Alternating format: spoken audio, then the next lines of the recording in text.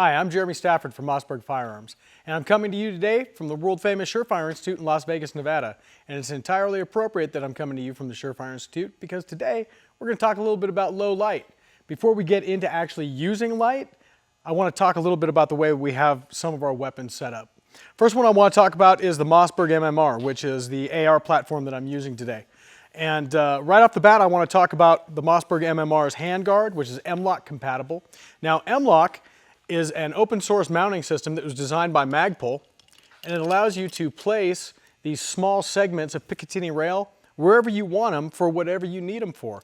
In this case, I like to mount them as far forward as I can because I like my light to go out as far forward as I can get it,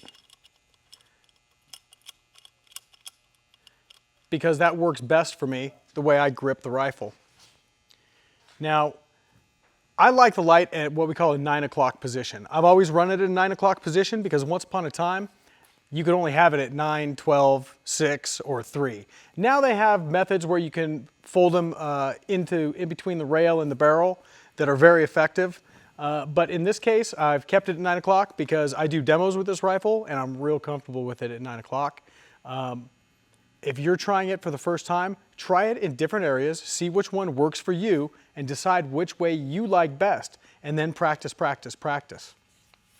So moving on now to the pump action shotgun, in this case the Mossberg 590A1.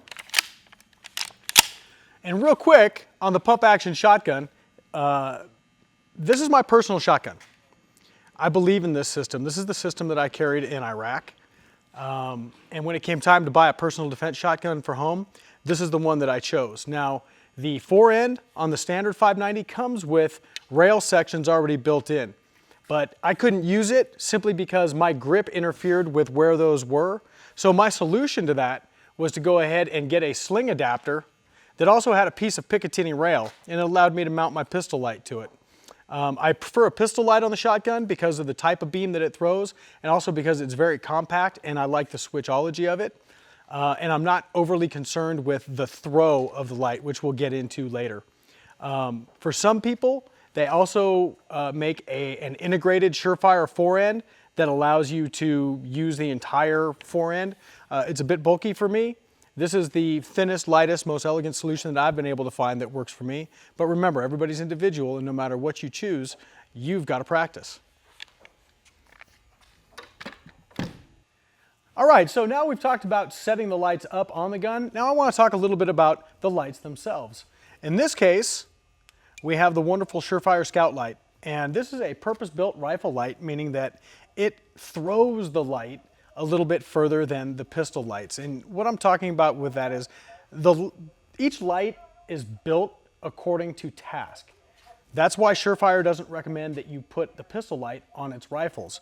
These rifle lights will throw a little bit further, meaning that light will penetrate further out than a like-powered pistol light. And the other thing we want to talk about here is you'll notice that we have this hot spot. Radiating out from that hot spot, we have a corona. And then we still have a little bit of usable light out here, and that's called the spill. Now, when you're searching with a weapon-mounted light, most of the time you're using the corona and the spill. That's why when you hear somebody talk about, oh, 500 lumens is too bright, they're either trying to sell you a low-powered light or they don't understand what it's like to search inside of a structure with a high-powered light. I would take a 10,000 lumen light if I could, given that the corona and the spill were adjusted so that it was usable. So transitioning now from the rifle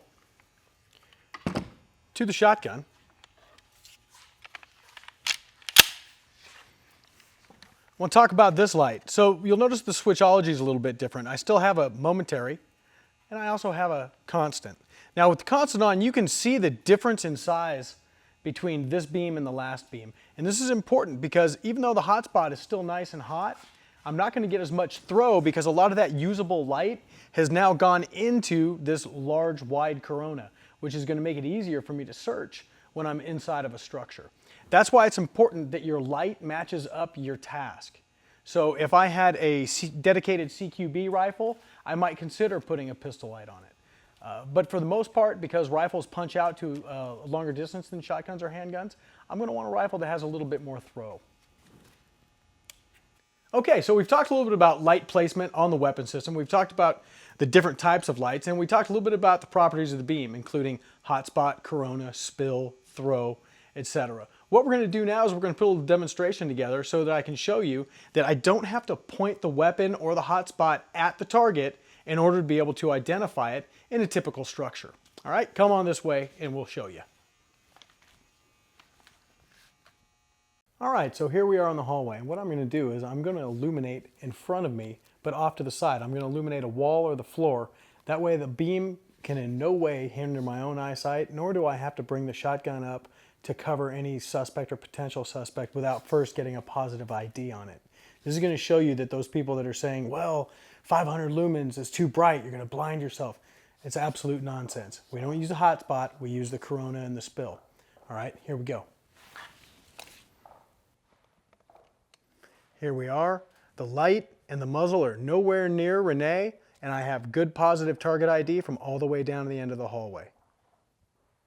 Say hi, Renee. All right, so we talked about a bunch of different advanced concepts today, and in no way, shape, or form do I want you to think that this video is a substitute for good training. You need to go out, you need to practice, you need to go get good training. Remember, the responsibility for the fight is yours.